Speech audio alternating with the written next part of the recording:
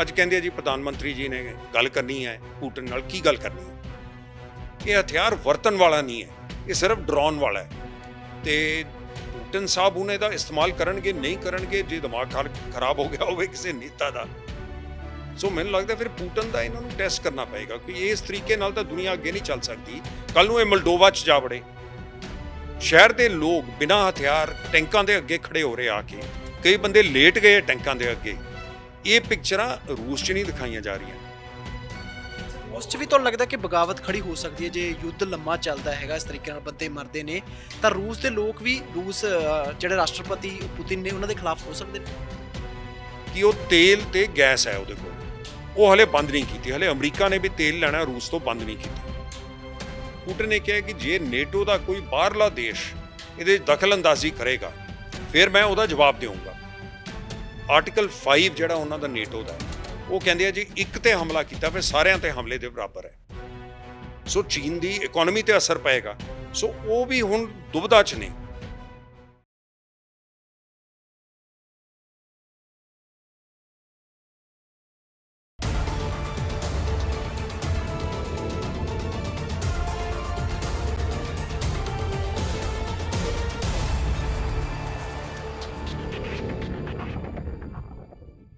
Prime Asia TV ਤੇ ਤੁਹਾਡਾ ਸਵਾਗਤ ਹੈ। ਮੈਂ ਹਾਂ ਆਨੰਦਪ੍ਰੀਤ ਸਿੰਘ। ਰੂਸ ਯੂਕਰੇਨ ਦੇ ਵਿੱਚ ਇਸ ਵੇਲੇ ਹਾਲਾਤ ਕੀ ਬਣੇ ਹੋਏ ਨੇ, ਲੜਾਈ ਕਿਹੜੇ ਵਾਲੇ ਪਾਸੇ ਮੋੜਾ ਕੱਟੇਗੀ, ਭਵਿੱਖ ਦੇ ਵਿੱਚ ਕੀ ਹੋ ਸਕਦਾ ਹੈਗਾ, ਜਾਂ ਕਿਸ ਤਰੀਕੇ ਦੀ ਰਣਨੀਤੀ ਉਹ ਦੋਵੇਂ ਦੇਸ਼ ਅਖਤਿਆਰ ਕਰ ਰਹੇ ਨੇ, ਪਿਛਲੇ ਦਰਵਾਜ਼ੇ ਰਾਹੀਂ ਕੋਈ ਗੱਲਬਾਤ ਹੋ ਰਹੀ ਹੈ ਜਾਂ ਨਹੀਂ ਹੋ ਰਹੀ, ਇਹਦੇ ਬਾਰੇ ਗੱਲਬਾਤ ਕਰਾਂਗੇ। ਸਰਦਾਰ ਕੇਸੀ ਸਿੰਘ ਜੀ ਸਾਡੇ ਨਾਲ ਨੇ, ਸਾਬਕਾ ਰਾਜਦੂਤ ਨੇ, ਇਹਨਾਂ ਮਸਲਿਆਂ ਦੇ ਬਾਰੇ ਡੂੰਘੀ ਪਕੜ ਰੱਖਦੇ ਨੇ। ਸਭ ਤੋਂ ਪਹਿਲਾਂ ਇਹਨਾਂ ਦਾ ਸਵਾਗਤ ਕਰਨੇ ਆ ਸਰ, ਬਹੁਤ ਬਹੁਤ ਸਵਾਗਤ ਜੀ। ਸਤਿ ਸ਼੍ਰੀ ਅਕਾਲ ਜੀ, ਬੜੀ ਖੁਸ਼ੀ ਪ੍ਰਾਈਮ ਏਸ਼ੀਆ ਨਾਲ ਜੁੜ ਕੇ। ਕੀ ਲੱਗਦਾ ਕੀ ਹੈ ਸਰ ਇਸ ਵੇਲੇ ਦੀ ਮੌਜੂਦਾ ਸਥਿਤੀ, ਕੀ ਕਰਦੇ, ਕੀ ਦੇਖ ਰਹੇ ਹੋ, ਕੀ ਲੱਗਦਾ ਹੈਗਾ ਕਿੱਧਰ ਨੂੰ ਜਾ ਸਕਦੇ ਨੇ ਸਮੀਕਰਨ? ਦੇਖੋ, ਪਹਿਲਾਂ ਤਾਂ ਜ਼ਿਆਦਾਤਰ ਜਿਹੜੇ ਥੋੜੇ ਦਰਸ਼ਕ ਜਾਣਨਾ ਚਾਹੁੰਦੇ ਹੈ, ਆਪਣੇ ਬੱਚੇ ਜ਼ਿਆਦਾਤਰ ਨਿਕਲੇ ਆਏ ਬਾਹਰ। ਜਿਹੜੇ ਬੱਚੇ ਨੇ ਜ਼ਿਆਦਾ ਸੂਮੀ 'ਚ ਫਸੇ ਹੈ। ਸੂਮੀ ਜਿਵੇਂ ਅਸੀਂ ਹਿੰਦੁਸਤਾਨ ਦਾ ਨਕਸ਼ਾ ਲਈਏ, ਸੂਮੀ ਹੋ ਗਿਆ ਜਿੱਥੇ ਤੁਸੀਂ ਸਮਝੋ ਨੇਪਾਲ ਜਾਂ ਲਖਨਊ ਹੈ। ਇੱਧਰ ਲਵਿਵ ਆ ਜਾਂਦਾ ਜਿਹੜਾ ਬਿਲਕੁਲ ਪੋਲੈਂਡ ਦੇ ਨਾਲ ਲੱਗਦਾ, ਉਹ ਹੋ ਗਿਆ ਜਿਵੇਂ ਅੰਮ੍ਰਿਤਸਰ ਹੈ। ਔਰ ਦੂਜੇ ਪਾਸੇ ਹੈਗਾ ਖਾਰਕੀਵ, ਜਿਹਨੂੰ ਉੱਪਰੋਂ ਅਟੈਕ ਕਰ ਰਹੇ, ਹੋ ਗਿਆ ਜਿਵੇਂ ਕਲਕੱਤਾ ਹੈ। ਸੋ ਇਹ ਸੂਮੀ ਵਿੱਚ ਫਸਿਆ ਹੋਇਆ। ਉਹ ਹੈ ਵੀ ਰੂਸ ਦੀ ਸਰਹੱਦ ਤੋਂ ਕੋਈ 15-20 ਕਿਲੋਮੀਟਰ ਜ਼ਿਆਦਾ ਨੇੜੇ ਹੈ, ਜਦ ਕਿ ਕੀਵ ਜਿਹੜੀ ਰਾਜਧਾਨੀ ਹੈ ਉਹ ਥੋੜ੍ਹੀ ਦੂਰ ਹੈ। ਸੋ ਇਸ ਕਰਕੇ ਉੱਥੇ ਜਿਹੜੇ ਬੱਚੇ ਫਸੇ ਹੈ ਉਹ ਬੜੇ ਗਲਤ ਫਸੇ ਹੈ, ਕਿਉਂਕਿ ਨਿਕਲ ਕੇ ਰੂਸ ਤਾਂ ਇਹ ਕਹੀ ਜਾਂਦਾ ਸਾਡੇ ਕਣੀ ਆ ਜਾਣ ਜੀ, ਅਸੀਂ ਇਹਨਾਂ ਨੂੰ ਬੱਸਾਂ ਚੜ੍ਹਾ ਦਾਂਗੇ। ਲੇਕਿਨ ਉਹਨਾਂ ਦਾ ਅਤਵਾਰ ਅਸੀਂ ਕੀ ਕਰ ਸਕਦੇ ਹਾਂ? ਜੋ ਉੱਥੋਂ ਦੇ ਰਾਸ਼ਟਰਪਤੀ ਸਾਡੇ ਪ੍ਰਧਾਨ ਮੰਤਰੀ ਜੀ ਨਾਲ ਗੱਲ ਕਰਕੇ ਇਹ ਕਹਿੰਦੇ ਹੈ ਕਿ ਜੀ ਤੁਹਾਡੇ ਜਿਹੜੇ ਬੱਚੇ ਨੇ, ਇਹ ਕੋਈ 5-6 ਦਿਨ ਦੀ ਗੱਲ ਹੈ, ਉਹਨਾਂ ਨੂੰ ਹਿਰਾਸਤ 'ਚ ਲਿਆ ਹੋਇਆ ਯੂਕਰੇਨ ਦੀ ਫੌਜ ਨੇ, ਕਿਡਨੈਪ ਕੀਤਾ ਹੋਇਆ, ਨਹੀਂ ਤਾਂ ਮੈਂ ਉਹਨਾਂ ਨੂੰ ਕੱਢ ਸਕਦਾ। ਹੁਣ ਇਹ ਸਰਾਸਰ ਝੂਠ, ਕਿਉਂਕਿ ਇੱਕ ਵੀ ਬੱਚੇ ਨੇ ਨਹੀਂ ਕਿਹਾ ਕਿ ਉਹਨਾਂ ਨੂੰ ਯੂਕਰੇਨ ਦੀ ਫੌਜ ਨੇ ਕਿਤੇ ਕਾਬੂ 'ਚ ਲਿਆ। ਹਾਂ, ਇਹ ਜ਼ਰੂਰ ਹੈ ਉਹਨਾਂ ਨੂੰ ਧੱਕੇ ਮੁੱਕੀ ਬਾਰਡਰ 'ਤੇ ਹੋਈ ਹੈ। ਉਹਨਾਂ ਨੇ ਸਾਰੇ ਵਿਦੇਸ਼ੀਆਂ ਨਾਲ ਕੀਤੀ ਹੈ, ਹਿੰਦੁਸਤਾਨੀਆਂ ਨਾਲ ਮੈਨੂੰ ਲੱਗਦਾ ਕੁਝ ਬੰਦਿਆਂ ਨੇ ਇਹ ਸਮਝ ਕੇ ਜ਼ਰੂਰ ਕੀਤੀ ਹੈ ਕਿ ਤੁਸੀਂ ਵੋਟ ਕਿਉਂ ਨਹੀਂ ਪਾਈ ਸਾਡੇ ਹੱਕ 'ਚ।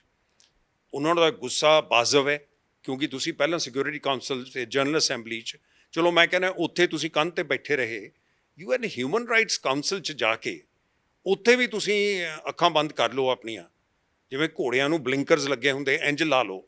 ਇਹ ਤਾਂ ਕੋਈ ਵੱਡੇ ਦੇਸ਼ ਜਿਹੜਾ ਸਾਰਿਆਂ ਤੋਂ ਵੱਡਾ ਲੋਕਤੰਤਰ ਹੈ ਦੁਨੀਆ ਦਾ, ਉਹਨੂੰ ਸ਼ੋਭਾ ਨਹੀਂ ਦਿੰਦਾ। ਅੱਛਾ, ਹੁਣ ਅੱਜ ਕਹਿੰਦੇ ਆ ਜੀ ਪ੍ਰਧਾਨ ਮੰਤਰੀ ਜੀ ਨੇ ਗੱਲ ਕਰਨੀ ਹੈ ਪੁਟਿਨ ਨਾਲ। ਕੀ ਗੱਲ ਕਰਨੀ ਹੈ? ਪੁਟਿਨ ਨੇ ਇਹ ਸੀਜ਼ਫਾਇਰ ਸਾਡੇ ਲਈ ਨਹੀਂ ਕੀਤੀ। ਮੈਂ ਕਹਿੰਦਾ ਬੜਾ ਅੱਛਾ ਕੀਤਾ ਉਹਨੇ ਸੀਜ਼ਫਾਇਰ ਕਰਤੀ। ਉਹਦਾ ਜਿਹੜਾ ਤਰੀਕਾ ਹੈ, ਪਹਿਲਾਂ ਅਟੈਕ ਕਰੋ, ਫਿਰ ਗੋਲੀਆਂ ਚਲਾਓ, ਬੰਬ ਸਿੱਟੋ, ਮਿਸਾਈਲ ਮਾਰੋ। ਬੰਦੇ ਜਦ ਉੱਥੋਂ ਦੇ ਕੁਝ ਮਰ ਜਾਣ, ਕੁਝ ਡਰ ਕੇ ਭੱਜਣੇ ਸ਼ੁਰੂ ਹੋਣ, ਉਹਨਾਂ 'ਤੇ ਵੀ ਫਿਰ ਜੇ ਥੋੜ੍ਹੀ ਮੋਟੀ ਤੁਸੀਂ ਬੰਬਬਾਰੀ ਕਰੋ ਤਾਂ ਉਹ ਵੀ ਕਰ ਦਿਓ। ਉਹਦੇ ਬਾਅਦ ਜੇ ਦੇਖੋ ਕਿ ਦਹਿਸ਼ਤ ਫੈਲ ਗਈ ਹੈ, ਫਿਰ ਕੋਈ ਔਰ ਤੁਹਾਡੇ 'ਤੇ ਉਂਗਲ ਉੱਠ ਰਹੀ ਹੈ ਪੱਛਮੀ ਦੇਸ਼ਾਂ ਦੀ ਔਰ ਸਾਰੀ ਦੁਨੀਆ ਦੀ ਕਿ ਤੁਸੀਂ ਹਿਊਮਨ ਰਾਈਟਸ ਅਬਿਊਜ਼ਸ ਕਰ ਰਹੇ ਹੋ, ਜਿਹੜੇ ਇਨਸਾਨਾਂ ਦੇ ਅਧਿਕਾਰ ਹੈ ਉਹਨਾਂ ਦੀ ਉਲੰਘਣਾ ਕਰ ਰਹੇ ਹੋ, ਔਰ ਤੁਹਾਡੇ 'ਤੇ ਜੈਨੋਸਾਈਡ ਦਾ ਤੁਹਾਡੇ 'ਤੇ ਇਲਜ਼ਾਮ ਲੱਗਦਾ, ਔਰ ਇੰਟਰਨੈਸ਼ਨਲ ਕ੍ਰਿਮੀਨਲ ਕੋਰਟ ਨੇ ਆਲਰੇਡੀ ਇਨਕੁਆਇਰੀ ਸ਼ੁਰੂ ਕਰ ਲਈ ਹੈ। ਫਿਰ ਤੁਸੀਂ ਕਹੋ ਨਹੀਂ ਨਹੀਂ ਨਹੀਂ, ਮੈਂ ਗੋਲਾਬਾਰੀ ਬੰਦ ਕਰਤੀ, ਹੁਣ ਇਹਦੇ 'ਚੋਂ ਨਿਕਲ ਜਾਣ ਜਿਹੜੇ ਗੈਰ ਫੌਜੀ ਬੰਦੇ, ਉਹ ਬਾਹਰ ਨਿਕਲ ਜਾਣ।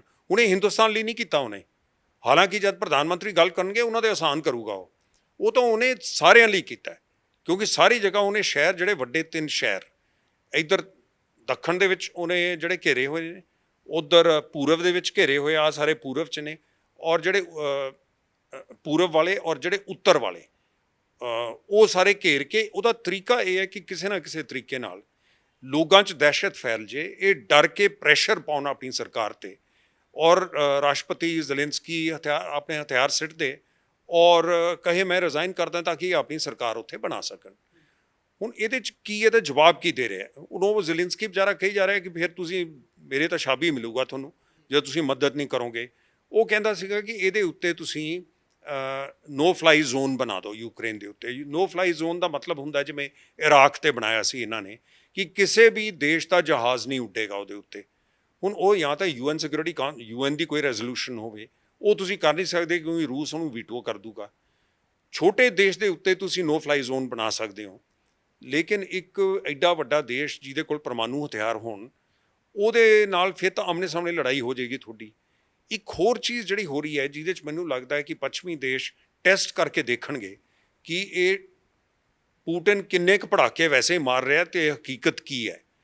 ਉਹ ਜਿਹੜੇ ਕਹਿ ਰਹੇ ਨੇ ਕਿ ਪੋਲੈਂਡ ਦੇ ਕੋਲ MiG-29 ਸੀ, ਆਪਣੇ ਜਹਾਜ਼ ਨਹੀਂ ਦੇ ਸਕਦੇ ਅਮਰੀਕਨ ਜਹਾਜ਼ ਜਾਂ ਦੂਜੇ, ਕਿਉਂਕਿ ਉੱਥੋਂ ਦੇ ਜਿਹੜੇ ਪਾਇਲਟ ਨੇ ਉਹਨਾਂ ਨੂੰ ਸਿਰਫ ਰੂਸੀ ਜਹਾਜ਼ ਹੀ ਉਡਾਉਣੇ ਆਉਂਦੇ ਆ। ਉਹਨਾਂ ਦੀ ਪੁਰਾਣੀ ਟ੍ਰੇਨਿੰਗ ਉਹੀ ਰਹੀ ਹੈ ਕਿਉਂਕਿ ਰੂਸ ਦੇ ਸੋਵੀਅਤ ਯੂਨੀਅਨ ਦਾ ਹਿੱਸਾ ਹੁੰਦਾ ਸੀਗਾ ਯੂਕਰੇਨ।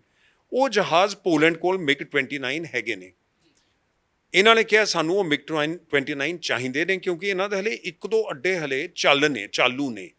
ਹਲੇ ਵੀ ਪੂਰੀ ਤਰ੍ਹਾਂ ਰੂਸ ਦਾ ਅੰਗਰੇਜ਼ਾਂ ਦੀ ਡਿਫੈਂਸ ਮਿਨਿਸਟਰੀ ਨੇ ਕਿਹਾ, ਜਿਹੜੇ ਇਹਨੂੰ ਦੇਖ ਰਹੇ ਨੇ, ਕਿ ਉਹਨਾਂ ਦੀ ਏਅਰ ਸਪੇਸ ਦੇ ਉੱਤੇ ਜਿਹੜੀ ਉੱਡਣ ਦੀ ਸਪੇਸ ਹੈ ਯੂਕਰੇਨ ਦੇ ਉੱਤੇ 100% ਕਾਬੂ ਨਹੀਂ ਹੈ ਰੂਸ ਦਾ। ਉਹਦੇ 'ਚ ਹਲੇ ਵੀ ਕੋਈ ਨਾ ਕੋਈ ਯੂਕਰੇਨ ਦਾ ਜਹਾਜ਼ ਜਾਂ ਉਹਨਾਂ ਦੀ ਡਰੋਨ ਉੱਡ ਰਹੀ ਹੈ। ਜੇ ਉਹਨਾਂ ਨੂੰ ਜਹਾਜ਼ ਮਿਲ ਜਾਂਦੇ ਹੈ ਤਾਂ ਤੁਸੀਂ ਦੇਖਿਆ ਹੋਣਾ ਜਿਹੜੇ ਕਿ ਹੁਣ ਸਾਰਿਆਂ ਤੋਂ ਖਤਰਨਾਕ ਜਿਹੜੀ ਚੀਜ਼ ਯੂਕਰੇਨ ਲਈ ਹੈ, ਕੋਈ 40-50 ਕਿਲੋਮੀਟਰ ਲੰਬੀ ਕਤਾਰ ਬਣੀ ਹੋਈ ਹੈ ਟਰੱਕਾਂ ਦੀ, ਆਰਟਿਲਰੀ ਦੀ। ਉਹ ਹੁਣ ਸਾਰੇ ਸੋਚਦੇ ਹੋਣੇ ਕਿ ਕਤਾਰ ਕਿਉਂ ਬਣਾਈ ਹੈ ਇਹ ਯੂਕਰੇਨ ਤੇ ਰੂਸ ਦੇ ਅੰਦਰ ਇੱਕ ਮੌਸਮ ਆਉਂਦਾ ਹੈ, ਉਹਨੂੰ ਕਹਿੰਦੇ ਆ ਜਾਂ ਤਾਂ ਸਪਰਿੰਗ ਜਾਂ ਆਟਮ, ਸਰਦੀਆਂ ਤੋਂ ਬਾਅਦ ਤੇ ਸਰਦੀਆਂ ਤੋਂ ਪਹਿਲਾਂ, ਜਦ ਬਰਫ਼ ਪਿਘਲਣੀ ਸ਼ੁਰੂ ਹੋ ਜਾਂਦੀ ਹੈ ਔਰ ਬਹੁਤ ਜ਼ਿਆਦਾ ਗਾਰਾ ਬਣ ਜਾਂਦਾ ਹੈ। ਸੋ ਇਸ ਕਰਕੇ ਜਿਹੜੇ ਟੈਂਕ ਤੇ ਟਰੱਕ ਨੇ ਉਹ ਸੜਕ ਛੱਡ ਕੇ ਆਲੇ ਦੁਆਲੇ ਨਹੀਂ ਜਾ ਸਕਦੇ। ਜੇ ਉਧਰ ਨੂੰ ਜਾਣਗੇ ਉਹਦੇ 'ਚ ਧੱਸ ਜਾਣਗੇ। ਤਾਂ ਇਹ ਦੇਖਿਆ ਹੋਣਾ ਕਾਫੀ ਪਿਕਚਰਾਂ ਜਿਹੜੀਆਂ ਆ ਰਹੀਆਂ, ਕੋਈ ਟੈਂਕ ਇੱਧਰ ਨੂੰ ਹੋਇਆ ਖੜਾ ਹੈ, ਕੋਈ ਟਰੱਕ ਉੱਧਰ ਨੂੰ। ਹੁਣ ਉਹ ਜਿਹੜਾ ਪੈਟਰੋਲ ਪਿੱਛੋਂ ਭੇਜ ਰਹੇ ਹੈ ਉਹ ਹੈ 40 ਕਿਲੋਮੀਟਰ ਦੂਰ ਪਿੱਛੇ ਕਤਾਰ ਬਣੀ ਹੋਈ ਹੈ, ਉਹ ਟੈਂਕਰ ਕਿਵੇਂ ਲਿਆਓ ਅਗਲੇ ਪਾਸੇ। ਹੁਣ ਜੇ ਇਸ ਵੇਲੇ ਜਹਾਜ਼ ਹੋਣ, ਇਹ ਬੜੀ ਖਤਰਨਾਕ ਸਥਿਤੀ ਹੈ ਰੂਸ ਦੀ ਫੌਜ ਦੀ, ਕਿਉਂਕਿ ਜੇ ਜਹਾਜ਼ 2-4 ਵੀ ਉੱਤੋਂ ਆ ਜਾਂਦੇ ਹੈ ਤਾਂ ਕਤਾਰ ਦੀ ਕਤਾਰ ਬਣੀ ਨੂੰ ਉਹ ਉਡਾ ਸਕਦੇ ਹੈ। ਤੇ ਇਹ ਜਿਹੜੀ ਅੱਗੇ ਵੱਧ ਰਹੀ ਹੈ ਉੱਥੋਂ ਫੌਜ, ਜਿਹਦੇ ਨਾਲ ਉਹ ਕੀਵ ਨੂੰ ਘੇਰਨਾ ਚਾਹੁੰਦੇ ਹੈ। ਇੰਨੀ ਜ਼ਿਆਦਾ ਫੌਜ ਤੇ ਸਪਲਾਈਜ਼ ਲੈ ਕੇ ਆਏ ਹੈ ਕਿ ਉਹਨੂੰ ਘੇਰਨਾ ਚਾਹੁੰਦੇ, ਲੇਕਿਨ ਉਹ ਸਪਲਾਈਜ਼ ਗਈਆਂ ਉਹਨਾਂ ਦੀਆਂ ਫਸ। ਇਹ ਵੀ ਹੋ ਸਕਦਾ ਹੈ ਕਿ ਕਿਉਂਕਿ ਇਹ ਅੱਗੇ ਨਹੀਂ ਵੱਧ ਰਹੀ, ਇਹਦੀ ਫੌਜ ਹਲੇ ਵੱਧ ਨਹੀਂ ਸਕ ਰਹੀ, ਤੇ ਪੂਟਿਨ ਨੇ ਇਹ ਕਿਹਾ ਕਿ ਇਹਦੇ 'ਚੋਂ ਫਾਇਦਾ ਹੀ ਉਠਾਓ ਕਿ ਮੈਂ ਚੰਗਾ ਇੰਨਾ ਟਾਈਮ ਰੋਕ ਲੈਣਾ, ਨਾਲੇ ਤਾਂ ਲੋਕ ਨਹੀਂ ਮਰਨਗੇ, ਨਾਲੇ ਇਹ ਨਹੀਂ ਹੋਊਗਾ ਕਿ ਮੈਂ ਇਹਨਾਂ ਦੇ ਅਧਿਕਾਰਾਂ 'ਤੇ, ਮਾਨਵ ਅਧਿਕਾਰਾਂ 'ਤੇ ਦੀ ਉਲੰਘਣਾ ਕਰ ਰਹੇ ਹਾਂ। ਕਿ ਤੁਸੀਂ ਸੀਜ਼ ਫਾਇਰ ਕਹਿ ਦਿਓ ਜੀ ਮੈਂ ਸੀਜ਼ ਫਾਇਰ ਕਰ ਰਹੇ ਹਾਂ, ਨਾਲੇ ਦੇਖ ਲਾਂਗੇ ਕਿੰਨੇ ਕੁ ਡਰੇ ਆ ਬੰਦੇ, ਕਿੰਨੇ ਕੁ ਛੱਡ ਕੇ ਆਉਂਦੇ ਆ। ਫਿਰ ਉਹ ਹੌਲੀ ਹੌਲੀ ਇਹ ਚਾਹੁੰਦਾ ਹੈ ਕਿ ਉਹੀ ਬੰਦੇ ਬਚਣ ਸ਼ਹਿਰਾਂ ਦੇ ਅੰਦਰ ਜਿਹੜੇ ਫੌਜੀ ਨੇ ਜਾਂ ਜਿਨ੍ਹਾਂ ਨੇ ਗੈਰ ਫੌਜੀਆਂ ਨੇ ਬੰਦੂਕਾਂ ਚੱਕੀਆਂ। ਫਿਰ ਇਹ ਪੂਰੀ ਗੋਰਾਬਾਲੀ ਕਰਕੇ ਉਹਨਾਂ ਨੂੰ ਲੈਵਲਿੰਗ ਕਰ ਦੇਗਾ, ਜਿਵੇਂ ਚੈਚਨੀਆ 'ਚ ਕੀਤਾ ਜਾਂ ਦੂਜੀ ਜਗ੍ਹਾ ਕੀਤਾ। ਪਰ ਉੱਥੇ ਤੁਸੀਂ ਚੈਚਨੀਆ ਜਾਂ ਜਾਰਜੀਆ 'ਚ ਕਰ ਸਕਦੇ ਹੋ, ਪਰ ਇਹ ਯੂਰਪ ਦੇ ਬਿਲਕੁਲ ਮੱਧ 'ਚ ਕਰਨਾ ਬੜਾ ਮੁਸ਼ਕਿਲ ਹੋਏਗਾ, ਕਿਉਂਕਿ ਉਦੋਂ ਤਾਈਂ ਦੇਖੋ ਕੱਲ੍ਹ ਕੀ ਹਥਿਆਰ ਕੀ ਹੈ ਇਸ ਵੇਲੇ ਪੂਟਿਨ ਕੋਲ ਪੱਛਮੀ ਦੇਸ਼ਾਂ ਲਈ ਜਾਂ ਸਾਡੇ ਖਿਲਾਫ, ਕਿ ਉਹ ਤੇਲ ਤੇ ਗੈਸ ਹੈ ਉਹਦੇ ਕੋਲ। ਉਹ ਹਲੇ ਬੰਦ ਨਹੀਂ ਕੀਤੀ, ਹਲੇ ਅਮਰੀਕਾ ਨੇ ਵੀ ਤੇਲ ਲੈਣਾ ਰੂਸ ਤੋਂ ਬੰਦ ਨਹੀਂ ਕੀਤਾ।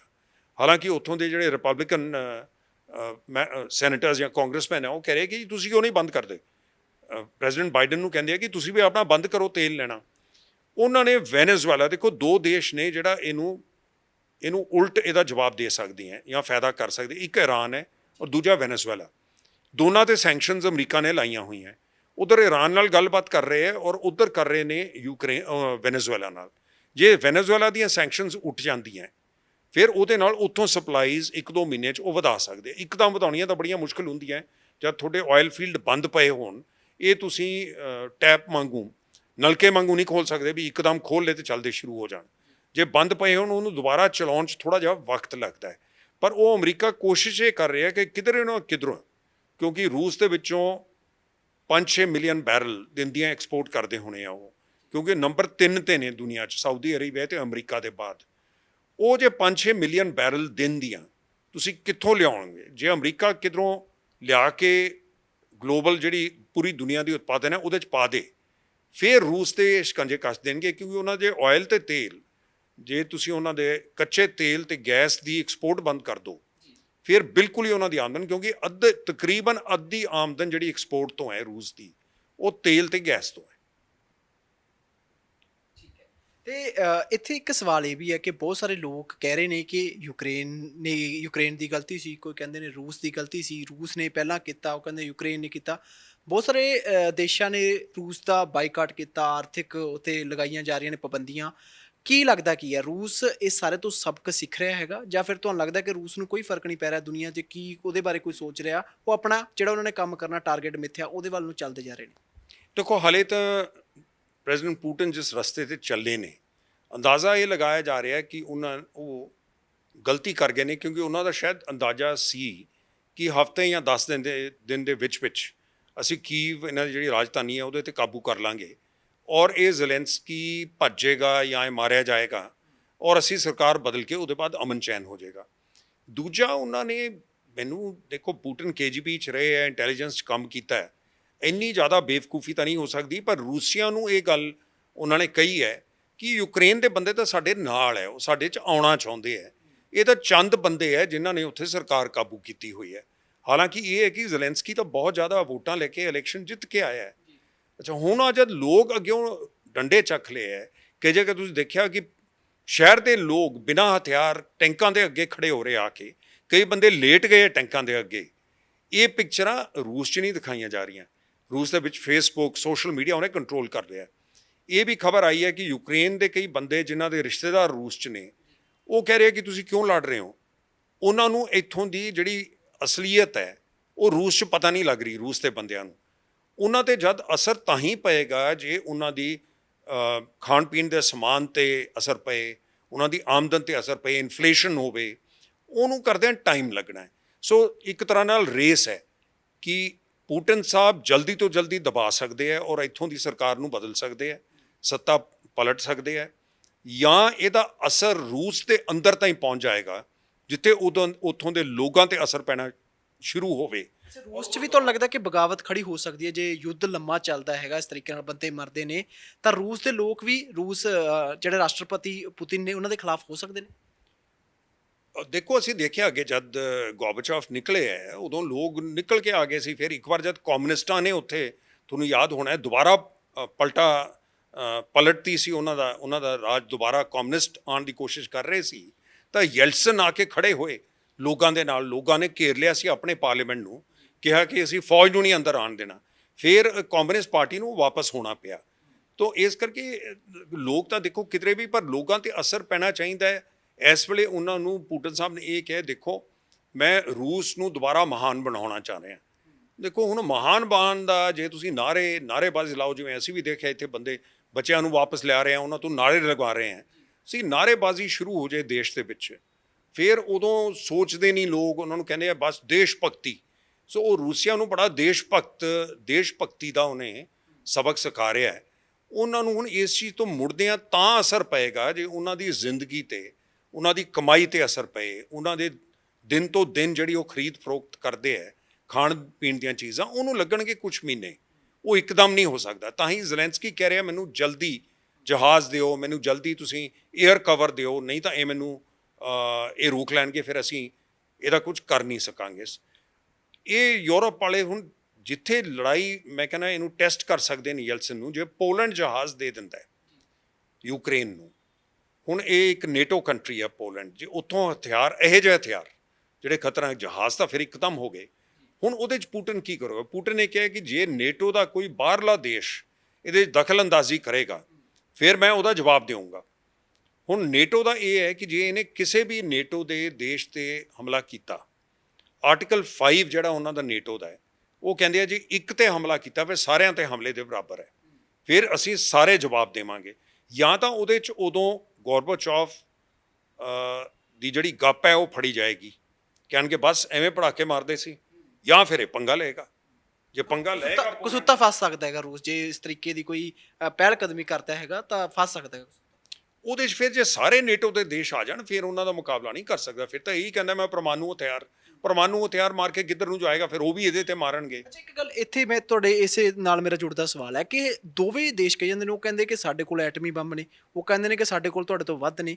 ਆਖਿਰ ਤੁਹਾਨੂੰ ਲੱਗਦਾ ਕਿ ਅਖੀਰ ਦੇ ਵਿੱਚ ਇਹੋ ਜੀ ਕੋਈ ਬੇਵਕੂਫੀ ਕੋਈ ਵੀ ਦੇਸ਼ ਕਰ ਸਕਦਾ ਹੈ? ਕਿਉਂਕਿ ਜੇ ਲੋਕ ਹੀ ਨਾ ਰਹੇ ਤਾਂ ਰਾਜ ਕਿਹਨਾਂ ਦੇ ਉੱਤੇ ਕਰਨਗੇ? ਤਾਂ ਇਹੋ ਜੀ ਤਰੀਕੇ ਨਾਲ ਵੀ ਕੋਈ ਚੱਲ ਸਕਦੇ ਨੇ ਕੋਈ ਦੇਸ਼, ਦੋਵੇਂ ਦੇਸ਼ਾਂ ਦੇ ਵਿੱਚ, ਜੇ ਆਪਾਂ ਰੂਸ ਤੇ ਯੂਕਰੇਨ ਦੀ ਗੱਲ ਕਰੀਏ। ਦੇਖੋ ਜਿਹੜੇ ਛੋਟੇ ਮੋਟੇ ਪੰਜ ਨੇ ਜਿਹੜੇ ਜਿਨ੍ਹਾਂ ਨੂੰ ਪਛਾਣਿਆ ਜਾਂਦਾ ਹੈ ਪਰਮਾਣੂ ਹਥਿਆਰ ਸ਼ਕਤੀਆਂ, ਜਿਹੜੇ 5 ਪਰਮਾਨੈਂਟ ਮੈਂਬਰ ਨੇ ਸਿਕਿਉਰਿਟੀ ਕਾਉਂਸਲ ਦੇ, ਸਾਨੂੰ ਵੀ ਮੰਨਿਆ ਨਹੀਂ ਜਾਂਦਾ। ਵੈਸੇ ਸਾਡੇ ਕੋਲ ਹਥਿਆਰ ਹੈਗੇ ਹੈ, ਪਾਕਿਸਤਾਨ ਕੋਲ ਹੈਗੇ ਹੈ, ਕੋਰੀਆ ਕੋਲ ਹੈਗੇ ਹੈ, ਨਾਰਥ ਕੋਰੀਆ ਕੋਲ। ਹੁਣ ਇਹ ਛੋਟੇ ਦੇਸ਼ ਪਾਕਿਸਤਾਨ ਵਰਗੇ ਜਾਂ ਕੋਰੀਆ ਵਰਗੇ ਇਹੋ ਜਿਹੇ ਧਮਾਕੇ ਦੇ ਇਹੋ ਜਿਹੀ ਭੜਕਾਊ ਪ੍ਰਚਾਰ ਕਰਦੇ ਹੁੰਦੇ ਆ, ਅਸੀਂ ਪਟਾਕਾ ਬੁਲਾਵਾਂਗੇ। ਪਾਕਿਸਤਾਨ ਕਹਿੰਦੇ ਕਈ ਵਾਰ ਕਮਜ਼ੋਰ ਦੇਸ਼ ਕਹਿੰਦੇ ਹੁੰਦੇ ਆ। ਜਿਹੜੇ ਤਕੜੇ ਦੇਸ਼ ਹੈ ਜਿਨ੍ਹਾਂ ਕੋਲ ਇਹ ਸ਼ਕਤੀ ਹੋਵੇ, ਇਹ ਸ਼ਕਤੀ ਇਸਤੇਮਾਲ ਕਰਨ ਲਈ ਨਹੀਂ ਹੈ। ਜਿਹੜਾ ਕਿ ਦੇਖਿਆ ਗਿਆ ਹੈ ਦੂਸਰੇ ਮਹਾਨ ਯੁੱਧ ਦੇ ਬਾਅਦ, ਇਹ ਸ਼ਕਤੀ ਹੈਗੀ ਸਿਰਫ ਦੱਸਣ ਲਈ ਕਿ ਭਾਈ ਸਾਡੇ ਤੇ ਤੁਸੀਂ ਕੋਈ ਅਤਿਆਚਾਰ ਨਾ ਕਰਿਓ, ਸਾਡੇ ਵੱਲ ਜੇ ਤੁਸੀਂ ਅੱਗੇ ਆਏ ਹੋ ਫਿਰ ਸਾਡੇ ਕੋਲ ਇਹ ਹੈਗੇ ਹੈ। ਇਹ ਹਥਿਆਰ ਵਰਤਣ ਵਾਲਾ ਨਹੀਂ ਹੈ, ਇਹ ਸਿਰਫ ਡਰਾਉਣ ਵਾਲਾ ਹੈ। ਤੇ ਪੁਟਿਨ ਸਾਹਿਬ ਹੁਣ ਇਹਦਾ ਇਸਤੇਮਾਲ ਕਰਨਗੇ ਨਹੀਂ ਕਰਨਗੇ, ਜੇ ਦਿਮਾਗ ਖਰਾਬ ਹੋ ਗਿਆ ਹੋਵੇ ਕਿਸੇ ਨੇਤਾ ਦਾ, ਉਹ ਤਾਂ ਕੁਝ ਕਹਿ ਨਹੀਂ ਸਕਦੇ। ਪਰ ਜੇ ਥੋੜ੍ਹੀ ਮੋਟੀ ਵੀ ਉਹਨਾਂ 'ਚ ਸਮਝ ਹੈ ਤਾਂ ਮੈਂ ਸਮਝਦਾ ਐਵੇਂ ਧਮਕੀ ਦੇ ਰਹੇ ਹੈ। ਔਰ ਇਹ ਕਿਹਾ ਜਾ ਰਿਹਾ ਕਿ ਨਾ ਇਹ ਧਮਕੀ ਨੂੰ ਪਰਖ ਕੇ ਦੇਖਿਆ ਜਾਊਗਾ। ਇਹ ਤਾਂ ਫਿਰ ਹਰੇਕ ਵਾਰੀ ਧਮਕੀ ਦੇ ਜਾਓ, ਜਿਵੇਂ ਬੱਚੇ ਕਈ ਵਾਰ ਘਰ 'ਚ ਨਹੀਂ ਕਹਿੰਦੇ ਆ ਮੈਂ ਉੱਤੋਂ ਛਾਲ ਮਾਰ ਦੂੰਗਾ, ਮੈਂ ਉੱਤੋਂ। ਪਿਓ ਕਈ ਵਾਰ ਕਹਿੰਦਾ ਕਿ ਇਹਨੂੰ ਮਾਰ ਲੈਣ ਤੇ, ਨਹੀਂ ਮਾਂ ਹਰੇਕ ਵਾਰ ਭੱਜਦੀ ਹੈ ਉਹਨੂੰ ਬਚਾਉਣ ਨੂੰ, ਔਰ ਉਹ ਆਪਣਾ ਲੈ ਲੈਂਦਾ ਜੋ ਲੈਣਾ ਹੋਵੇ। ਫਿਰ ਜੇ ਕੋਈ ਚੰਗਾ ਪਿਓ ਹੋਵੇ ਉਹ ਕਹਿੰਦਾ ਇਹਨੂੰ ਮਾਰ ਹੀ ਲੈਣ ਤੇ ਕਿਹਨਾਂ ਛਾਲ ਇਹਨੂੰ, ਫਿਰ ਆਪੇ ਬੱਚਾ ਜਾਂ ਤਾਂ ਉਤਰਿਆ ਆਉਂਦਾ ਜਾਂ ਅੱਗੇ ਨੂੰ ਕਹਿਣਾ ਬੰਦ ਕਰ ਦਿੰਦਾ। ਸੋ ਮੈਨੂੰ ਲੱਗਦਾ ਫਿਰ ਪੁਟਿਨ ਦਾ ਇਹਨਾਂ ਨੂੰ ਟੈਸਟ ਕਰਨਾ ਪਏਗਾ ਕਿ ਇਸ ਤਰੀਕੇ ਨਾਲ ਤਾਂ ਦੁਨੀਆ ਅੱਗੇ ਨਹੀਂ ਚੱਲ ਸਕਦੀ। ਕੱਲ੍ਹ ਨੂੰ ਇਹ ਮਲਡੋਵਾ 'ਚ ਜਾ ਵੜੇ, ਫਿਰ ਕੱਲ੍ਹ ਨੂੰ ਉਹ 3 ਨੇ ਹੋਰ ਬਾਲਟਿਕ ਸਟੇਟਸ ਜਿਹੜੀਆਂ ਨੇਟੋ 'ਚ ਆਈਆਂ ਉਹਨਾਂ 'ਚ ਜਾ ਵੜੇ, ਕੱਲ੍ਹ ਨੂੰ ਇਹ ਸੈਂਟਰਲ ਏਸ਼ੀਆ 'ਚ ਆ ਜਾਏ। ਦੇਖੋ ਇਹ ਗੱਲ ਚੀਨ ਵੀ ਸੋਚ ਰਿਹਾ, ਤਾਂ ਹੀ ਚੀਨ ਨੇ ਅੱਧਾ ਕੁ ਇਹਨਾਂ ਦਾ ਜਿਹੜਾ ਪਿਛਲੇ ਪਾਸਿਓਂ ਸਮਰਥਨ ਕੀਤਾ, ਅੱਧਾ ਕੁ ਕੀਤਾ, ਸ਼ੁਰੂ ਤੱਕ ਕੀਤਾ। ਪਰ ਉਹ ਵੀ ਕਹੀ ਜਾਂਦੇ ਹੈ ਕਿ ਦੇਖੋ 2 ਚੀਜ਼ਾਂ ਜ਼ਰੂਰੀ ਨੇ, ਜਿਹੜੀ ਤੁਹਾਡਾ ਬਾਰਡਰ ਹੈ ਕਿਸੇ ਵੀ ਦੇਸ਼ ਦਾ ਜਾਂ ਉਹਦੀ ਸੋਵਰਨਟੀ ਹੈ, ਆਤਮ ਅਖਤਿਆਰ ਜਿਹੜਾ ਉਹਦਾ ਹੈਗਾ, ਉਹਦੇ 'ਤੇ ਕੋਈ ਅਟੈਕ ਨਹੀਂ ਹੋਣਾ ਚਾਹੀਦਾ। ਇਹ ਤਾਂ ਬੁਨਿਆਦੀ ਅਸੂਲ ਹੈ ਯੂਐਨ ਦਾ, ਯੂਐਨ ਦੇ ਚਾਰਟਰ 'ਚ ਲਿਖਿਆ ਹੋਇਆ। ਔਰ ਰੂਸ ਵਰਗੇ ਦੇਸ਼ ਨੂੰ ਜਿਹੜਾ, ਔਰ ਇਸੇ ਕਰਕੇ ਮੈਂ ਕਹਿਣਾ ਕਿ ਹਿੰਦੁਸਤਾਨ ਨੂੰ ਚੁੱਪ ਨਹੀਂ ਸੀ ਰਹਿਣਾ ਚਾਹੀਦਾ ਇਹਦੇ ਤੇ। ਹਾਂ ਅਸੀਂ ਆਪਣੇ ਬਿਆਨਾਂ ਦੇ ਵਿੱਚ ਜ਼ਰੂਰ ਕਿਹਾ ਕਿ ਆਹ ਅਸੂਲ ਨੇ, ਲੇਕਿਨ ਵੋਟ ਹਿਊਮਨ ਰਾਈਟਸ ਕਾਉਂਸਲ 'ਚ ਮੈਨੂੰ ਲੱਗਦਾ ਸਾਨੂੰ ਇਹਨਾਂ ਦੇ ਖਿਲਾਫ ਪਾਉਣੀ ਚਾਹੀਦੀ ਹੈ। ਕਿਉਂਕਿ ਬਿਲਕੁਲ ਜ਼ਾਹਿਰ ਹੈ ਕਿ ਜਿਸ ਤਰੀਕੇ ਨਾਲ ਬੰਬ ਸਿੱਟੇ ਜਾ ਰਹੇ, ਜਿਸ ਤਰੀਕੇ ਨਾਲ ਵਿਚਾਰੇ ਆਮ ਨਾਗਰਿਕ ਦੇ ਉੱਤੇ ਇਹਦਾ ਅਤਿਆਚਾਰ ਤਾਂ ਹੋ ਹੀ ਰਿਹਾ। ਸਰ, ਤੁਹਾਡਾ ਤਜਰਬਾ ਬਹੁਤ ਹੈ, ਤੁਹਾਨੂੰ ਕੀ ਲੱਗਦਾ ਹੈ ਜਦੋਂ ਰੂਸ ਨੇ ਯੂਕਰੇਨ ਤੇ ਹਮਲਾ ਕੀਤਾ ਸੀ, ਬਹੁਤ ਸਾਰੇ ਲੋਕ ਕਹਿੰਦੇ ਸੀ ਕਿ 2 ਜਾਂ 3 ਦਿਨ ਦੇ ਵਿੱਚ ਜ਼ੈਲੈਂਸਕੀ ਜਿਹੜਾ ਉਹ ਸਰੈਂਡਰ ਕਰ ਦੇਗਾ। ਤਾਂ ਇੰਨਾ ਲੰਬਾ ਸਮਾਂ ਆਪਣੇ ਯੁੱਧ ਨੂੰ ਖਿੱਚਣਾ ਹੈਗਾ ਜਾਂ ਹੋਰ ਅੱਗੇ ਚਲਾਉਣਾ ਯੁੱਧ ਨੂੰ, ਤਾਂ ਕਿੰਨਾ ਕੁ ਔਖਾ ਤੁਹਾਨੂੰ ਲੱਗਦਾ ਹੈਗਾ? ਜਾਂ ਰਸ਼ੀਆ ਕਿਸ ਤਰੀਕੇ ਦੇ ਨਾਲ ਅਗਲਾ ਸਟੈਪ ਕੀ ਕਰ ਸਕਦਾ ਹੈਗਾ? ਯੂਕਰੇਨ ਕਿਸ ਤਰੀਕੇ ਨਾਲ ਆਪਣਾ ਡਿਫੈਂਡ ਕਰ ਸਕਦਾ? ਕੋਈ ਹੋਰ ਦੇਸ਼ ਉਹਦੇ ਪੱਖ ਦੇ ਵਿੱਚ ਆ ਸਕਦੇ ਨੇ ਸਿੱਧੇ ਤੌਰ ਦੇ ਉੱਤੇ? ਦੇਖੋ ਮੈਂ ਉਦੋਂ ਸਟੂਡੀਓ 'ਚ ਸੀਗੇ, ਕਈ ਫੌਜੀ ਵੀ ਸੀਗੇ, ਉਹ ਸਾਰੇ ਕਿਉਂਕਿ ਉਹਨਾਂ ਨੇ ਰੂਸੀ ਹਥਿਆਰਾਂ ਦਾ ਇਸਤੇਮਾਲ ਕੀਤਾ ਹੈ, ਕਈ ਸੋਵੀਅਤ ਯੂਨੀਅਨ 'ਚ ਟ੍ਰੇਨ ਹੋਏ ਹੈ। ਸੋ ਉਹਨਾਂ ਨੂੰ ਇਹ ਲੱਗਦਾ ਸੀ ਕਿ ਨਹੀਂ ਬਸ ਇੱਕਦਮ ਹੋ ਜਾਏਗਾ। ਮੈਂ ਉਹਨਾਂ ਨੂੰ ਕਹਿੰਦਾ ਸੀ ਦੇਖੋ 6 ਮਹੀਨੇ ਦੀ ਨੇਟੋ, ਭਾਵੇਂ ਨੇਟੋ ਦਾ ਦੇਸ਼ ਨਹੀਂ ਹੈ, ਨੇਟੋ ਇਹਨਾਂ ਨਾਲ ਗੱਲਬਾਤ ਕਰ ਰਹੀ ਹੈ। ਨੇਟੋ ਨੇ ਇਹਨਾਂ ਨੂੰ ਬਿਲਕੁਲ ਤੈਅ ਕਰਕੇ ਦਿੱਤਾ ਹੋਣਾ ਹੈ ਕਿ ਤੁਸੀਂ ਟੈਂਕਾਂ ਨੂੰ ਨਹੀਂ ਰੋਕ ਸਕਦੇ। ਉਹਨਾਂ ਕੋਲ ਟੈਂਕ ਨੇ, ਆਰਟਿਲਰੀ ਹੈ, ਮਿਸਾਈਲ ਨੇ। ਤੁਸੀਂ ਲੜਾਈ ਜਿਹੜੀ ਲੜਨੀ ਹੈ ਉਸ ਤਰੀਕੇ ਨਾਲ ਲੜੋ ਜਿੱਥੇ ਤੁਸੀਂ ਲੜਨਾ ਚਾਹੁੰਦੇ ਹੋ, ਜਿਹੜੀ ਕਿ ਸ਼ਹਿਰਾਂ ਦੇ ਵਿੱਚ। ਸੋ ਉਹ ਇਹਨਾਂ ਨੂੰ ਹਥਿਆਰ ਵੀ ਜਿਵੇਂ ਜੈਵਲਿਨ ਮਿਸਾਈਲ ਦਿੱਤਾ ਹੈ, ਉਹ ਟੈਂਕਾਂ ਨੂੰ ਉਡਾਉਂਦਾ ਹੈ, ਬਹੁਤ ਉੱਚਾ ਜਾਂਦਾ ਆ ਕੇ ਟੈਂਕ 'ਤੇ ਲੱਗਦਾ ਹੈ। ਫਿਰ ਇਹਨਾਂ ਨੇ ਸ਼ੋਲਡਰ ਫਾਇਰਡ ਜਿਹੜੇ ਹਵਾਈ ਜਹਾਜ਼ਾਂ ਨੂੰ ਸਿੱਟਣ ਨੂੰ ਜਾਂ ਹੈਲੀਕਾਪਟਰ ਨੂੰ ਸਿੱਟਣ ਨੂੰ, ਸਾਰੇ ਉਹ ਹਥਿਆਰ ਦਿੱਤੇ ਨੇ ਜਿਹੜੇ ਤੁਸੀਂ ਮੋਢੇ 'ਤੇ ਚੱਕ ਕੇ ਜਲਦੀ ਤੋਂ ਜਲਦੀ ਅਦਲ ਬਦਲ ਕਰ ਸਕੋ। ਕਿਉਂਕਿ ਉਹਨਾਂ ਨੂੰ ਪਤਾ ਜੇ ਵੱਡਾ ਟਰੱਕ ਹੋਊਗਾ, ਵੱਡੀ ਆਰਟਿਲਰੀ ਹੋਊਗੀ, ਉਹਨੂੰ ਤਾਂ ਰੂਸ ਉਡਾ ਦੂਗਾ। ਉਹ ਫਿਰ ਲੜਾਈ ਜਦ ਸ਼ਹਿਰ ਦੇ ਨੇੜੇ ਜਿਵੇਂ ਆਈ ਜਾਊਗੀ, ਤਾਂ ਹੀ ਇਹ ਥੋੜ੍ਹੇ ਫਸੇ ਹੋਏ ਨੇ। ਤਾਂ ਹੀ ਪੁਟਿਨ ਕੋਸ਼ਿਸ਼ ਕਰ ਰਿਹਾ ਕਿ ਮੈਂ ਪਹਿਲਾਂ ਆਰਟਿਲਰੀ ਮਾਰ ਇੰਨਾ ਜ਼ਿਆਦਾ ਉੱਥੋਂ ਭਜਾਦਾ ਜਾਂ ਦੱਬਦਾ ਸ਼ਹਿਰ ਨੂੰ ਕਿ ਅੰਦਰੋਂ ਨਾ ਲੜ ਸਕਣ। ਲੇਕਿਨ ਕੀਵ ਦੇ ਅੰਦਰ ਦੇਖੋ ਗੱਡੀਆਂ ਵੀ ਚੱਲਦੀਆਂ, ਅੰਡਰਗਰਾਊਂਡ ਟ੍ਰੇਨਸ ਹੈ, ਕਈ ਬਹੁਤ ਜ਼ਿਆਦਾ ਥੱਲੇ ਸੁਰੰਗਾਂ ਹੈ, ਫਿਰ ਉੱਥੇ ਦਰਿਆ ਜਾ ਰਿਹਾ ਵਿੱਚੋਂ ਦੀ। ਸੋ ਉਹ ਸੁਰੰਗਾਂ ਦੇ ਵਿੱਚ ਦੂਸਰੀ ਜਗ੍ਹਾ ਬਹੁਤ ਮੁਸ਼ਕਿਲ ਹੁੰਦਾ ਹੈ ਲੜਾਈ ਕਰਨੀ।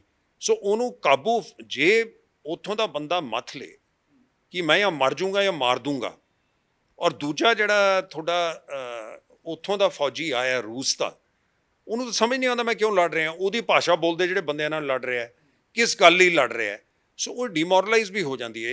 ਇੱਕ ਲੜਨ ਵਾਲੀ ਜਿਹੜੀ ਸ਼ਕਤੀ ਹੁੰਦੀ ਹੈ, ਇੱਕ ਤਾਂ ਇਸ ਲਈ ਲੜੇ ਕਿ ਇਹ ਮੇਰਾ ਆਪਣਾ ਦੇਸ਼ ਹੈ, ਮੈਂ ਇਹਦੇ ਲਈ ਤਿਆਗ ਦੇਣਾ, ਦੂਜਾ ਆਪ ਉਹ ਡਿਊਟੀ ਕਰ ਰਿਹਾ ਨਵਾਂ ਫੌਜੀ, ਉਹ ਫਿਰ ਜੇ ਲੜਾਈ ਜਿਵੇਂ ਜਿਵੇਂ ਵੱਧਦੀ ਜਾਊਗੀ ਉਨੀ ਰੂਸ ਫੌਜ ਲਈ ਮੁਸ਼ਕਿਲ ਹੁੰਦਾ ਜਾਏਗਾ। ਹਾਲਾਂਕਿ ਉਹਨਾਂ ਨੂੰ ਬਹੁਤ ਜ਼ਿਆਦਾ ਆਪਣਾ ਫੌਜ ਦਾ ਤੇ ਦੂਜੇ ਦਾ ਇਸਤੇਮਾਲ ਕਰਨਾ ਪਏਗਾ, ਉਹਦਾ ਅਸਰ ਫਿਰ ਰੂਸ ਤੇ ਪਏਗਾ ਹੀ ਪਏਗਾ ਜਿੰਨਾ ਲੰਬਾ ਜਾਏਗਾ।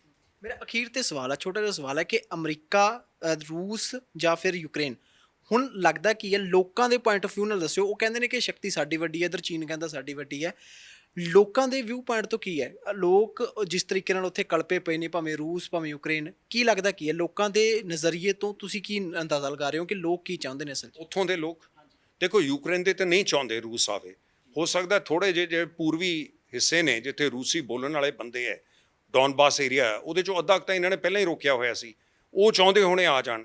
ਲੇਕਿਨ ਬਾਕੀ ਦਾ ਜਿਹੜਾ ਹਿੱਸਾ ਹੈ ਉਹ ਤਾਂ ਕਦੇ ਸੋਵੀਅਤ ਯੂਨੀਅਨ 'ਚ ਹੁੰਦਾ ਨਹੀਂ ਸੀ, ਉਹ ਤਾਂ ਪੁਰਾਣੇ ਟਾਈਮ 'ਚ ਵੀ ਰੂਸ 'ਚ ਨਹੀਂ ਸੀ ਹੁੰਦਾ, ਆਸਟਰੋ ਹੰਗੇਰੀਅਨ ਅੰਪਾਇਰ 'ਚ ਹੁੰਦਾ ਸੀ। ਤਾਂ ਇਸ ਕਰਕੇ ਅੱਧੇ ਨਾਲੋਂ ਜ਼ਿਆਦਾ ਹਿੱਸਾ ਯੂਕਰੇਨ ਦਾ ਇਹੋ ਜਿਹਾ ਹੈ ਜਿਹੜਾ ਯੂਕਰੇਨੀ ਭਾਸ਼ਾ ਬੋਲਦਾ, ਰੂਸੀ ਨਹੀਂ ਬੋਲਦਾ, ਮਿਲਦੀ ਜੁਲਦੀ ਭਾਸ਼ਾ ਹੈ। ਇੱਧਰਲੇ ਜਿਹੜੇ ਨੇ ਇਹ ਰੋਮਨ ਕੈਥੋਲਿਕ ਨੇ, ਇੱਧਰਲੇ ਜਿਹੜੇ ਹੈ ਉਹ ਰੂਸੀ ਧਰਮ ਦੇ ਨੇ, ਉਹਨਾਂ ਦੇ ਆਰਥੋਡਾਕਸ ਧਰਮ ਦੇ ਹੈ। ਤਾਂ ਇਸ ਕਰਕੇ ਇੱਥੋਂ ਦੇ ਲੋਕ ਨਹੀਂ ਚਾਹੁੰਦੇ, ਇਸੇ ਕਰਕੇ ਇਹ ਗਲਤ ਹੈ। ਜੇ ਤੁਸੀਂ ਉੱਥੋਂ ਦੀ ਸਰਕਾਰ ਬਦਲਣਾ ਚਾਹੁੰਦੇ ਸੀ, ਫਿਰ ਲੋਕਤੰਤਰਿਕ ਦੇਸ਼ ਹੈ, ਤੁਸੀਂ ਉੱਥੋਂ ਦੇ ਆਪਣੇ ਬੰਦਿਆਂ ਨੂੰ ਮਦਦ ਕਰੋ, ਉਹ ਇਲੈਕਸ਼ਨ ਜਿੱਤਣ। ਹਥਿਆਰ ਤੁਸੀਂ ਬੰਬਾਂ ਨਾਲ ਥੋੜ੍ਹੀ ਉੱਥੋਂ ਦੀ ਸਰਕਾਰ ਬਦਲ ਸਕਦੇ ਹੋ। ਰੂਸ ਦੇ ਲੋਕਾਂ ਨੂੰ ਜੀ ਤੁਹਾਨੂੰ ਮੈਂ ਪਹਿਲਾਂ ਵੀ ਕਿਹਾ, ਭੁਲੇਖੇ 'ਚ ਰੱਖਿਆ ਜਾ ਰਿਹਾ। ਚੀਨ ਵਾਲੇ ਇਸ ਵੇਲੇ ਮੈਂ ਨਹੀਂ ਸਮਝਦਾ, ਉਹ ਇਹ ਤਾਂ ਚਾਹੁੰਦੇ ਆ ਕਿ ਰੂਸ ਉਲਝਿਆ ਰਹੇ ਇਹਨਾਂ ਨਾਲ, ਅਮਰੀਕਾ ਉਲਝਿਆ ਰਹੇ ਰੂਸ ਨਾਲ, ਤਾਂ ਕਿ ਇੱਧਰ ਪੈਸੀਫਿਕ 'ਚ ਨਾ ਆਵੇ, ਹਿੰਦੁਸਤਾਨ ਮਹਾਸਾਗਰ ਔਰ ਪੈਸੀਫਿਕ ਦੇ ਵਿੱਚ ਨਾ ਆਵੇ, ਜਿੱਥੇ ਆਸਟ੍ਰੇਲੀਆ, ਜਾਪਾਨ ਤੇ ਹਿੰਦੁਸਤਾਨ ਦੇ ਨਾਲ ਕੁਆਡ ਬਣਿਆ ਹੋਇਆ ਹੈ। ਜੇ ਉੱਥੇ ਉਲਝਿਆ ਰਹੂਗਾ ਸਾਡੇ ਕੋਲ ਨਹੀਂ ਆਊਗਾ।